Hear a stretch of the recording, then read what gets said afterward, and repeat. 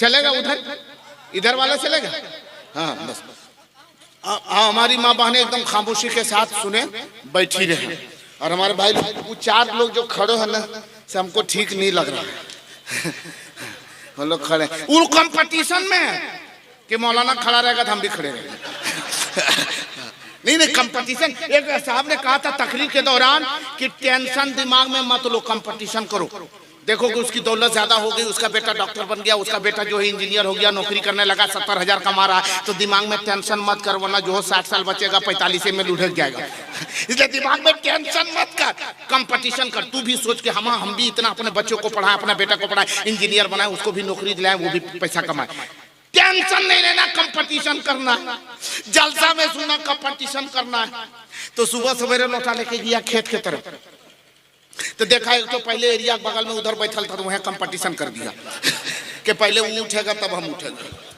अब वो सोचा कि नहीं है तो पहले ये उठेगा तब हम उठेंगे। और दोनों में कंपटीशन है। घर से बीवी फोन करती है कि ऑफिस जाने का टाइम हो गया, 8 बज गया। बोला रे पगली अभी कंपटीशन में बैठे हुए हैं।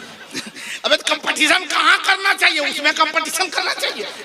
जहाँ कंपटीशन करना है वहां कर, जहाँ नहीं करना है वहां मत कर। थोड़ी देर मेरी गुफ्तगू होगी, 5-7 मिनट और बर्दाश्त कर लीजिए। ऐसा नहीं कि मौलवी ऐसे बोलते बोलते बहुत देर तक बोलता ही रहेगा। वैसे एक आदमी गया था बकरी बेचने के लिए, बकरी बेचने बाजार में, कहा ये बकरी है, कोई खरीदेगा, बकरी बेच रहा हूँ। एक साहब खरीदने के लिए आया, बोला कितनी कीमत है? बोला 500। बोला अरे इतनी अच्छी बकरी और इस दौर में 500 रुपए में? बोला हाँ सस्ते में दे रहे हैं, सस्ते में दे रहे, मजबूरी है इसलिए बेच दे रहे, वरना इस बकरी से हम बहुत मोहब्बत करते हैं। बोला ठीक है, 2 पैसा दिया, ले लिया। बोला बकरी तो ले जा रहे हैं, लेकिन इस बकरी से हम बहुत मोहब्बत करते थे, बहुत प्यार करते थे, इस बकरी को देखे बगैर हम रह नहीं पाते, लेकिन वजह क्या है कि मजबूरी आ गई इसलिए बेच दी है। तो एक शर्त है इसमें। बोला आपकी क्या शर्त है? बोला शर्त ये है कि इस बकरी को देखने के लिए हम रोजाना तुम्हारे घर आएंगे। बोला मेरा घर यहाँ से 20 किलोमीटर दूर है। बोला तो क्या हुआ, हम आएंगे। तो सोचा खरीदने वाला कि 20 किलोमीटर रोज आएगा जाएगा, 2 दिन आएगा जाएगा, थक जाएगा, खत्म हो जाएगा। बोला ठीक है आइए। अभी सुबह सवेरे दूसरे दिन पहुंच गया और पहुंचा, तो उसके बाद देखा कि इसी से बकरी ली है। बीवी को बोला इसी से बकरी ली है। बीवी तो पूरी खुश हो गई कि नहीं इसी से बकरी लिया, सस्ता में बकरी दिया है। वो नाश्ता पानी दे के तैयार। उसके बाद खटिया बिछा दिया, खटिया पर बैठ गया। बेटा बैठ गया तो टिफिन कर रहा है। दोपहर हो गया, दोपहर में खाना भी खिलाया। उसके बाद शाम को चला गया। फिर दूसरे दिन आया, नाश्ता किया, दोपहर खाया, फिर शाम को चला गया। फिर तीसरे दिन आया, दोपहर खाया, दोपहर खाया, उससे पहले नाश्ता किया। 3 से 4 दिन, 4 से 5 दिन हो गया। बीवी बोलने लगी आप बकरी लाए हैं कि अलौनी लाए हैं? ये रोज रोज आता है, रोज रोज खाना पकाना है। इसी तरीके से कहीं 2-4 महीना आया तो इस तरह के 6 बकरी का यही खा जाएगा। तो बोला भाई हम भी सोच रहे कि इसको रोके कैसे, रोकने का कोई जरिया है, कोई तरीका है? बोला हाँ एक तरीका है। बोला क्या? बोला कि जब कल सुबह आएगा ना तो तुम रोने लगना, ये बकरी ले जाकर के फलना घर दूसरे घर बांध देंगे और तुम रोने लगना, हम भी रोएंगे। वो पूछेगा काय रो रहा, तो हम लोग कहेंगे कि बकरी मर गई, बकरी मर गई। तो जब वो सुनेगा उसके बाद चला जाएगा, और चला जाएगा तो फिर दोबारा वापस नहीं आएगा, क्योंकि वो देखने के लिए आता, बकरी नहीं थे देखेगा क्या? बोला नहीं अच्छा एरिया। अब दूसरे दिन जैसे वो आया लोग रोने लगा, और रोने लगे, मियां बीवी दोनों रो रहे। अब उधर से वो आया, बोला क्या हुआ? बोला बकरी मर गई। अब वो भी बेटा खूब बेतहाशा रोने लगा। अब रोने लगा तो वो बैठ गया, और जब बैठ गया तो बोला जब थोड़ी देर बकरी का अफसोस है, इसको दे दो नाश्ता पानी। तो नाश्ता दिया, खाना दिया, फिर रतियों रुक गया, रात में खाया, फिर सुबह नाश्ता, फिर दोपहर खाना, फिर रात में रुक गया। 3 दिन 3 रात इसी तरह रुक गया। तो बोला कि अब बकरी यहाँ है ये नहीं है तो आप काहल हैं, आप चल जाइए। बोला नहीं बकरी से हम बड़ी मोहब्बत करते थे, इसलिए सोच लें 40वां करिए जाएंगे। समझ रहे हैं? 40वां करिए जाएंगे। कोई कोई चालाक होता है, ये मत सोचिएगा कि मौलवी ऐसे करते करते फजर करिए जाएगा। बस 5-10 मिनट और सुनेंगे। सुनने के लिए तैयार है? अब मैं शुरू हो जाऊं। अल्लाह वाले होते क्या है और दर्स देते क्या है, अब सुनो। अल्लाह वालों को पावर भी देखना है, सब्र भी देखना है, और अल्लाह वालों को अल्लाह ने कितनी कुव्वत दी, बुलंदियां दी है, वो भी देखना है। कोई कहता है ये पीर है, फलना वो पीर है, तो पीर है कोई करामत देखेबे नहीं करता। पूछो हमारे मुकद्दस उलमा से, करामत दिखाने का नाम पीर नहीं है। बुजुर्ग नहीं है कि वो करामत ही दिखावे। अरे करामत तो उनका एक अंगुली के इशारा हो जावे तो ना जाने वो क्या से क्या हो सकता है। अल्लाह के वलियों में अल्लाह ने इतने पावर दिया है। लेकिन एक बात को सुनो, अल्लाह की वलियों की बात आ गई है, 2-4 मिनट सुनने के लिए तैयार है तो पूरा मजमा एक मर्तबा बोले या रसूल अल्लाह, और जोर से बोले या रसूल अल्लाह। और ये जलसा जो इन लोगों ने सजाया है माशाल्लाह माशाल्लाह, इन नौजवानों ने बुजुर्गों ने जो जलसा सजाया है, बहुत खर्चा किया है। अल्लाह सबकी कमाई में बरकतें अता फरमा दे। बहुत खर्चा किया है, किस लिए कि हम एक अल्लाह के महबूब बंदे से हम मोहब्बत कर रहे हैं। बोलो सुभान अल्लाह। अच्छा, अल्लाह वालों से मोहब्बत करते कि नहीं? वलियों से मोहब्बत है? अरे बोलो वलियों से मोहब्बत है? जितने लोगों को वलियों से मोहब्बत है एक मर्तबा और बोले या रसूल अल्लाह। अब वलियों से कितनी मोहब्बत है, जिसको जिसको वली से मोहब्बत होती है उसके रोंगटे रोंगटे से एक आवाज निकलती है, और जिसे हम और आप सुन नहीं पाते। और रोंगटे से आवाज क्या निकलती मालूम है? वो कहते हैं रोंगटे से आवाज निकलती है, सदाएं बुलंद होती है। और वो सदा की वो गूंज क्या होती है कि तसव्वुर में शकीरे मदीना बसा है, तसव्वुर में शकीरे मदीना बसा है। अभी रहमतों में नहाए हुए हैं, तसव्वुर में शकीरे मदीना बसा है। अभी रहमतों में नहाए हुए हैं कि तसव्वुर में शकीरे या रसूल अल्लाह, तसव्वुर में शकीरे मदीना बसा है। अभी रहमतों में नहाए हुए हैं कि मोहम्मद मोहम्मद जुबां पर है जारी, मोहम्मद मोहम्मद जुबां पर है जारी। मोहम्मद पे सब कुछ लुटाए हुए हैं, मोहम्मद मोहम्मद जुबां पर है जारी। मोहम्मद सब कुछ लुटाए हुए हैं। अल्लाह सलामती अता फरमाए। हमारी माँ बहनें बैठी हुई हैं, वो लोग, उन लोगों का दिल बहुत बड़ा होता है, औरतों का दिल बहुत बड़ा होता है।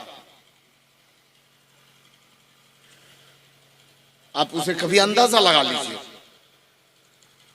आप कहीं बाहर काम करने के लिए गए, खेत में खलियान में कुली कबाड़ी मजदूरी काम करने गए, बीवी को मालूम है कि दोपहर में मेरा शौहर आएगा खाना खाने के लिए, फिर काम करने जाएगा। खाना पक के तैयार है, 12:30 बजे रोजाना आप आ जाते थे। अगर 1 बजे आ जाइएगा ना, तब भी देखिएगा बीवी इंतजार करते रहती है। किस चीज की?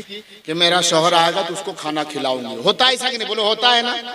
अच्छा, अक्सर देखिएगा बीवी पहले पेट भर करके खा लेती है, उसके बाद जो बचता है वो शौहर के लिए रख देती है। ऐसा होता है? मेरे जोर से बोले, ऐसा होता है? कैसा होता है? वो भूखले रहेगी, आपके इंतजार में वो भूखे रहेगी, पहले आपको खिलाएगी, उसके बाद में वो खाएगी। ऐसा होता है कि नहीं होता? अरे जोर से बोलो ना, होता है ऐसा ना? और इतनी ही नहीं, पहले आपको खाने दे दिया, उसके बाद गर्मी लग रही है तो अपने आंचल से वो आपको हवा भी खिलाएगी, हवा भी खिलाएगी। और ज्यादा बदमाशी कीजिएगा तो बहुत ज्यादा हवा खिलाएगी। हाँ, लेकिन पहले मोहब्बत की हवा खिलाती है, हवा खिलाएगी। हाँ, खाइए आराम से खाइए, वो हवा खिलाएगी। और उसके बाद आराम से आप खाए। खाते ही खाते खाते खाते आधी प्लेट का खाना आपने खाया, आधी प्लेट चावल, उसमें थोड़ा सा चावल उसमें बच गया, वो प्लेट को खिसका देती है। बोलो खिसकाती है कि नहीं? खिसका देता है वो शौहर, खिसका देता है, ले जाओ इतनी ही खाएंगे। अच्छा, ईमानदारी से बताइए, जो चावल उसमें बच गया है वो बीवी उठा करके उसे नाली में गट्टर में फेंक देती है कि उसी में थोड़ा चावल और मिला के खा जाती है? अरे जोर से बोलिए ना, उसी में और मिला के खा जाती है ना? कितनी मोहब्बत करती है आपके जूठे को, खा जाती है। देखिए कितना बड़ा दिल है। और कहीं अगर इसका उल्टा हो जावे तब, मैंने वो खा रही थी और आप आ गए, उसके बाद उसमें थोड़ा बचल था और उसी में आपको दे दिया, तब खाइएगा खाइएगा, तो मत पूछिए, धक्का धक। एक साहब से मैंने कहा कि बीवी को मत मारो, बीवी को चेहरे पर नहीं मारना चाहिए। तो एक साहब खड़ा हो गया, बोला हजरत तो चेहरा पर नहीं मारेंगे तो पिठिया में दे सकते हैं। अच्छी बात है, अरे बीवी को मारो मत, बीवी मारने की चीज नहीं है। हाँ, उसे मत मारो। जानते एक अल्लाह का वली है सैयदना अबुल हसन खिरखानी, हुजूर इजाजत हो तो। हाँ, सैयदना अबुल हसन खिरखानी रहमतुल्लाह ताला अलैह, हजरत अल्लामा मुस्तकीम साहब की बस इजाजत हो, 2 मिनट में इसे सुन लीजिए क्योंकि मैं बहुत जल्दी में हूँ, क्योंकि हजरत की गुफ्तगू होनी है और इनकी जो है वो नूरी जुबान से अभी जो फूल झड़ने वाले हैं उसे हम और आप लूटने वाले हैं। बोले सुभान अल्लाह। हाँ, सैयदना अबुल हसन खिरखानी रहमतुल्लाह ताला अलैह बहुत पाए के बुजुर्ग है, अल्लाह के वली है।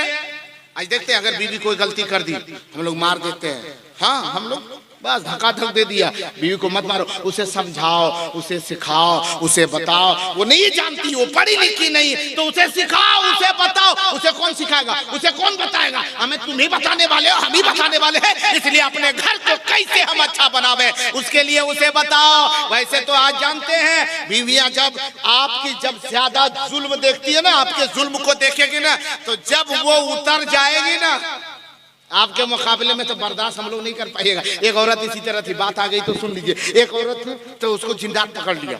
जिन्नात मालूम है, जिन्नात। अरे जिन्नात भी अजीबो गरीब है, कोई ओरिजिनल है, कोई ढकोसला भी है।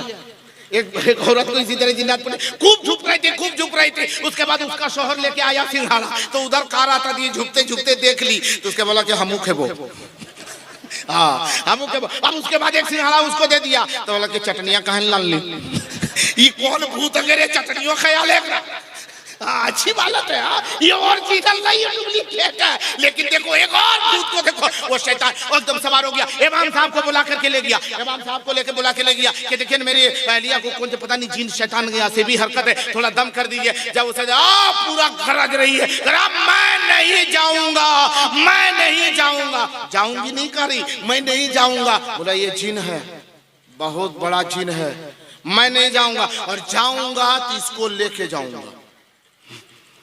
तो शहर बोल रहा हजूर हजरत कोई दवा कर दीजिए ना ताकि हमारी बीवी को ना ले जाए। बोला इसकी बीवी को मत ले जाओ। बोला इसकी बीवी को नहीं ले जाएंगे तो हम रहेंगे यही, या तो इसके ऊपर रहेंगे या तो इसके ऊपर रहेंगे, या तो शौहर के साथ रहेंगे मर्द के साथ या इसकी औरत के साथ, लेकिन रहेंगे यही।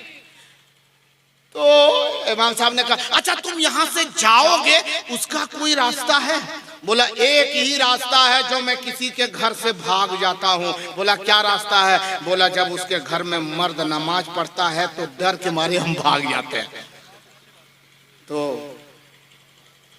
इमाम साहब ने कहा कि तुमको नमाज पढ़ना होगा वरना तेरे ही घर में रहेगा, नुकसान करेगा। बोला हाँ पढ़ेंगे। उसके बाद नमाज शुरू हो गया। उसकी अहलिया 551 रुपया इमाम साहब को नजराना बाद में भेज दी। बोला हमको जिन्नात नहीं पकड़ा था, अपने शौहर को नमाजी बनाना मकसद था। कभी ये सब आइडिया अपनाओ आप लोग मेरी बेटियों, जिसका शौहर नमाज नहीं पढ़ता यह सब काम करो, देखो खुद ब खुद नमाज पढ़ना शुरू कर देगा। हाँ, हम तो गांव वाले को कहते हैं कि जो बूढ़ा नमाज नहीं पढ़ता है आराम से वो नमाज पढ़ना शुरू कर देगा। किसी ने कहा कैसे? हम बोले कि 4 बूढ़ा नमाज पढ़ने जाते हैं। बोला हाँ। बोला 3-4 बूढ़ा वो नमाज पढ़ने नहीं जाता। हम बोले फजर के नमाज पढ़िए और 4-5 बूढ़ा उसके घर चल जाइए। जाने के बाद हाँ कहाँ है चचा? उठ दादा, उठ भैया, उठा दो, दरवाजा खोला दो और वहीं बैठ जा। तब अभी तक सुतले ले, अच्छा चाय बना, चाय बनाओ। उसके बाद में वो बहू को कहेगी, अभी कहेगी ए बेटी चाय बना, 2-4 गो आले फलना चचा साहब। उसके बाद 1 दिन पिलाए, चाहे 2 दिन पिलाए, 3-4 दिन लगातार जाइए ना, सोचेगा हम ना मुझे पढ़े चलिए ठीक है के रोज चाह पिए थे। आसान आइडिया है, कुछ काम करके तो देखो, इंशाअल्लाह रहमान जरूर वो मस्जिद जाएगा, नमाज पढ़ेगा और अल्लाह के नेक बंदे बन जाओ। सुनो ये बीवियां अगर कोई गलती कर जावे, मेरी माँ बहनों सबसे पहले एक बात को सुनो, अपनी शौहरों की इज्जत करो, अपने शौहरों का एहतराम करो। मैं तो यहाँ तक कहता हूँ आज कोई बहू है तो वो अपने सास की इज्जत नहीं करती। आज कोई सास बन गई है तो वो लगता है कि वो प्रधानमंत्री बन गई है।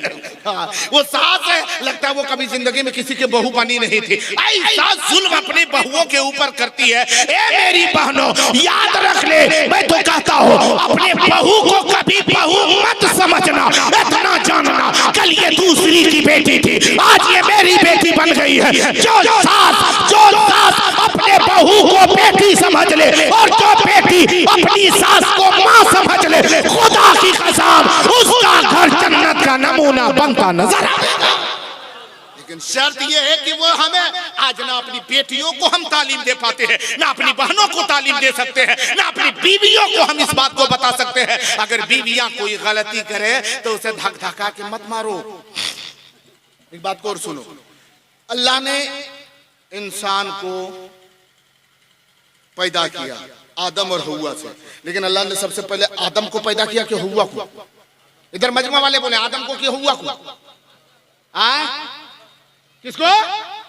आवाज कम हो गई, खाली जोर से पूछ दीजिए, लगेगा हाँ गड़बड़ी है, आवाज कम हो जाएगी। हजरत आदम को अल्लाह ने सबसे पहले पैदा किया और आदम की पसली से,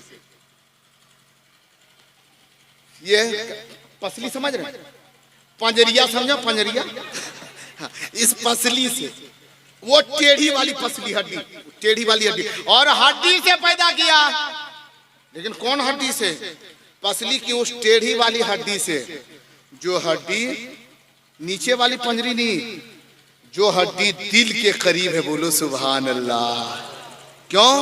ये अल्लाह कोई कर सकता है? या अल्लाह अगर औरत को हड्डी से पैदा करना था तो पैर की हड्डी से पैदा कर देता, पैर की हड्डी से औरत को पैदा कर देता, हाथ की हड्डी से औरत को पैदा कर देता, खोपड़ी की हड्डी से पैदा कर देता। या अल्लाह तूने इस जगह की हड्डी जो दिल के करीब है, वो टेढ़ी वाली हड्डी, इस हड्डी के करीब से औरत को क्यों पैदा किया मालूम है? क्योंकि अगर पैर की हड्डी से पैदा कर देता है, आज का शौहर अपनी बीवी को कहता तो की औकात हो तो लतिया वाला है कि 4-5 लात उसको दे ही देता, क्योंकि तुम यहाँ से पैदा हुई है, लात से तो लतियाए जाओ, हाथ से तो हथियाए जाओ। नहीं, आका फरमाते हैं औरत को अल्लाह ने पैदा किया, उस हड्डी से पैदा किया जो हड्डी दिल के करीब है। यानी इशारा इस तरफ है, ए लोगों, औरत लतियाने के काबिल नहीं, औरत थपड़ियाने के काबिल नहीं, औरत तो दिल से लगाने के काबिल है। क्योंकि औरत अगर बेटी की सूरत में हो तो उस बेटी को भी दिल में रखो, औरत अगर बहन की सूरत में है तो औरत वो बहन की सूरत में है तो बहन को भी दिल के करीब रखो। औरत अगर माँ की शक्ल में है उसे दिल के करीब रखो, और औरत अगर बीवी की शक्ल में है तो उसे भी दिल के करीब रखो। सैयदना अबुल हसन खिरकानी की बात आ रही थी, 2 मिनट और सुन लीजिए। उधर वाले सो तो नहीं रहे? अरे सो रहे हैं क्या? थोड़ा एक बार तो हाथ उठा के बोले या रसूल अल्लाह। जितने लोग जाग रहे हैं बोले या रसूल अल्लाह। माशाल्लाह माशाल्लाह, अल्लाह सबको सलामती अता फरमाए। सैयदना अबुल हसन खिरकानी रहमतुल्लाह तआला ने बहुत पाए के बुजुर्ग, अल्लाह के वली, पावरफुल वली। कुछ उनके चाहने वाले मानने वाले देखा कि इस रास्ते से हम गुजर रहे हैं, तो बगल में वो उस मोहल्ले में सैयदी सरकार अबुल हसन खिरकानी का घर है। तो लोग चले चल करके मुलाकात कर ले, चले चल के मुलाकात कर ले। तो ये 4 नौजवान थे, चला गया और घर गया तो दरवाजा बंद है। तो दरवाजा खटखटाया तो अंदर से निस्वानी आवाज आई, परदेसी औरत की आवाज आई। कौन? बोला कि हम लोग फला जगह से आए हुए हैं, इधर से गुजर रहे थे तो सोचे कि पीर साहब से मुलाकात कर ले। तो वो औरत क्या बोलती? पीर साहब से? कौन पीर साहब से मुलाकात करेगा? बोला वही पीर साहब जिनका घर है। बोला ये किसी पीर उर का घर नहीं है, यहाँ कोई पीर नहीं रहता। बोला कैसी बात आप कर रहे हैं अंदर से? ये हमारे पीर साहब का है, सैयदी सरकार अबुल हसन खिरकानी का मकान है ये। मेरे पीर साहब है, मेरे बुजुर्ग है, उनसे मुसाफा करना, फैज लेना।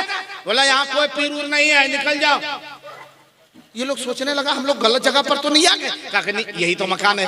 बोला अच्छा ये बताइए, अच्छा अबुल हसन खिरकानी किधर गए? तब बोले हाँ ऐसे बोलो, पीर साहब मत बोलो, ऐसे बोलो। अब सुनो, जंगल की तरफ गए हैं लकड़ी काटने के लिए, और उनका काम क्या था मालूम है? हाय हाय हाय हाय हाय, अल्लाह के वलियों का पावर देखो, इतने बड़े वली, लेकिन काम क्या है? जंगल जाते, लकड़ी काटते और उसे ला करके बेच देते, गांव में ला करके लोगों को, जरूरतमंदों को जलाने के लिए बेच देते, लोग खरीद लेते और उस पैसे के 2 भाग में बांटते। एक भाग अपने अपने बाल बच्चों, अपने घर वालों की परवरिश के लिए, और एक हिस्सा गरीबों फकीरों में लुटा दिया करते थे। बोलो सुभान अल्लाह। वो अल्लाह वाले सो कहा जंगल की तरफ गए हैं, बोला चलो ये पता नहीं ये क्यों ऐसी बोल रही, चलो मुलाकात कर ले। और जब गए जंगल की तरफ जाने लगे तो देखा उधर से कोई आ रहा है, और कैसे आ रहा है? पैदल नहीं आ रहा है, शेर पर सवार होकर के आ रहा है, और लकड़ी का गट्ठर बांध के शेर पे रखा है, और एकदम एक काला फेटारा, फेटारा समझते, करेता साहब समझते, करेता साहब एकदम काला सांप हाथ में लिए है, और उसी को कोड़ा बनाए हुए है, और शेर को तड़ा तड़ दे रहे, चल इधर चल इधर चल, और शेर को जिधर कर रहा उधर घूम रहा। शेर पर बैठा, बाघ पर बैठा है, जंगल के बादशाह शेर पर बैठा है, और लकड़ी भी लादे हुए है, और सांप का कोड़ा बना के आ रहे। और जब देखा कि कौन बुजुर्ग आ रहे, करीब आया तो देखा कि यही तो सैयदी सरकार अबुल हसन खिलकानी है। बोला हुजूर हुजूर ये क्या हो रहा? आपका इतना बड़ा मर्तबा, लेकिन घर में हम लोग कुछ और सुन रहे थे। बोला घर गया था क्या? बोला हाँ गए थे सरकार, लेकिन हम लोगों का दिल दुख गया। बोला क्या हुआ? बोला हुजूर गए थे, लेकिन अंदर से एक औरत थी, वो बोल रही थी कौन पीर साहब से मिलने आया है, वो कोई पीर उर नहीं है, और हुजूर आपको इतना पावर है कि कोई सांप को छू नहीं सकता, आप उसका कोड़ा बनाए हुए, कोई शेर के करीब जा नहीं सकता, और शेर पर आप बैठ के आ रहे, इतना पावर है, फिर भी वो नहीं मान रही। वो कौन है? तो सैयदी सरकार अबुल हसन खिलकानी मुस्कुराते, अल्लाह के वली मुस्कुराते हैं और फरमाते हैं सुनो सुनो, आज जो मैं शेर पर सवारी कर रहा हूँ, सांप को अपना रस्सी जैसे डंडा बनाए हुए हूँ, कोड़ा बनाए हुए हूँ, बस उसी की वजह से अल्लाह ने हमें ये मकाम अता किया है। सोचने लगे वो औरत कौन है? बोला वो मेरी बीवी है। वो बीवी है, फिर भी आपको ऐसा कहते कि वो पिरूर नहीं, इज्जत नहीं करती। बोला यही तो बात है, वो हमारी इज्जत बहुत कम करती है, लेकिन हम सब्र करते हैं। तो अल्लाह ने फरमाया ए मेरे बंदे, तू उसकी जुल्म के ऊपर जो तू सब्र कर रहा है, इसी सब्र की बुनियाद पर यकीनन अगर तेरी बीवी तेरी इज्जत नहीं करती, लेकिन मैं तुझे वो मखलूक, वो मैं अपना महबूब बंदा बनाता हूँ कि दुनिया के जिस चीज की तरफ इशारा कर दे, सारी चीजें तेरी इज्जत करती हुई आवेगी, सारी चीजें तेरी इज्जत करेगी। तो आज उनकी वजह से सब्र कर रहे थे, ये मकाम है। बोला ठीक, मुसाफा सफा हुआ, वो लोग चले गए, लेकिन इनको जलाल आ गया। अब सुनिए, इनको उसको जगाइए, गमछा वाले को सो रहे हैं। हाँ, जो सो रहा है उसकी आंख खुल गई, तो वही पीछे पलट के देख रहा है कि हमरा नहीं कहते। नहीं नहीं ठीक है ठीक, सोइएगा नहीं, थोड़ी देर इधर तवज्जो रखिए। हाँ, अब क्या है, उनको जलाल आया, और जलाल आया तो वो हवा में उड़ गए, और जब हवा में उड़े तो अपने घर के आंगन के तरफ से उड़ते उड़ते गए। तो उनकी बीवी घर के आंगन में थी, तो अचानक देख ली, फौरन खुश हो गई। बोला हाँ ये देखो अल्लाह का वली है, वली इसको कहते हैं, बुजुर्ग इसको कहते हैं, पीर इसको कहते हैं। देखो ये हवा में उड़ रहा है, ऐसा पीर है, और हमारा घर वाला पीर बना हुआ है। आज आने दो उसको, आज आने दो उसको, बताएंगे कि पीर कैसा होता है। कुछ दूर गए, जलाल कम हुआ, नीचे आए और घर आए तो बीवी कहती है आ गए, बहुत पीर बनते, बुजुर्ग बनते। आज मैंने बुजुर्ग को देखा है, वली को देखा। बोला कहाँ देखे? बोला आज हवा में उड़ रहा था। बोला गलत बोल रही। बोला कसम खा के कहती हूँ, मैं अपने आंखों से मैं देखी हूँ कि वो हवा में उड़ रहा था। अरे क्या वली है, क्या अंदाज है हवा में उड़ने का, जिस तरह परिंदा उड़ता था ऐसे वो अल्लाह का वली उड़ रहा था। बोला सच बोल रही? एकदम सच बोल रही। बोला नहीं फिर से बोलो, सच बोल रही। बोला तुम तो जबरदस्ती बोल रहे हो। अरे मैं तो देख के बता रही हूँ कि एकदम अल्लाह का वली था। क्या वली है, वली उसको कहते हैं। तो सोचे ये कि अब तो बीवी मान गई। तो बोला पगली वो कोई और नहीं था, वो मैं ही था जो आसमान में उड़ रहा था। तब बीवी क्या बोली मालूम? इसीलिए टेढ़े टेढ़े उड़ रहा था। फिर भी ऐब निकाल दिया, फिर भी ऐब निकाल दिया, क्योंकि उसके पास अक्ल कम है। तो अक्ल कम है, आपके पास अक्ल ज्यादा है, क्योंकि अल्लाह कुरान में फरमाता अर्रिजालु कव्वामूना अलन निसा, मर्द हाकिम है, मर्द हाकिम है, हुकूमत करने वाला है, वो हाकिम नहीं वो रियाया है, तो कम से कम उसके ऊपर हमको कम अकल है तो अकल देना तेरा काम है, सिखाना तेरा काम है। लेकिन मेरी बहन बेटियों, अपने शौहरों को इज्जत करो। बुजुर्गान दीन की जुबानी आप भी सुनी होगी और मैंने भी सुना, मैंने पढ़ा है कि माँ बाप के कदमों के नीचे जन्नत है, माँ जन्नत है तो बाप जन्नत का दरवाजा है। लेकिन मेरी बेटियों, मेरी बहनों, तुम्हारी जन्नत कहाँ है? आका फरमाते हैं जिसका शौहर नाराज हो और नाराजगी की आलम में वो औरत की मौत आ जावे तो वो औरत जहन्नम में जाएगी। हे मेरी माँ बहनों, कभी अपने शौहरों की ना शुक्री ना करना। मेरी माँ बहनों, कभी अपने सास ससुर की बेआबरू ना करना। हमेशा अपने बड़ों की इज्जत करना, बड़ों का एहतराम करना। हे मेरे नौजवानों, बुजुर्गों, मेरे भाइयों, आप भी अपने बड़ों की इज्जत करें, बड़ों का एहतराम करें, छोटों से प्यार करें, बच्चों से मोहब्बत करें, माँ बाप की खिदमत करें, बड़ों को देखें, उन्हें सलाम करे। मैं तो कहता हूँ ऐ लोगों, अगर मोहब्बत बांटना हो, अपनी इज्जत अगर दुनिया और आखिरत में और ऊंची बनाना हो, तो जब भी किसी मुसलमान से मुलाकात करो तो उन्हें तुम सलाम कर लिया करो, हमेशा सलाम किया करो। अल्लाह जल्ला शानो मुसलमानों को राह रास्त सिरात मुस्तकीम पे चलने की तौफीक अता फरमाए। वक्त ज्यादा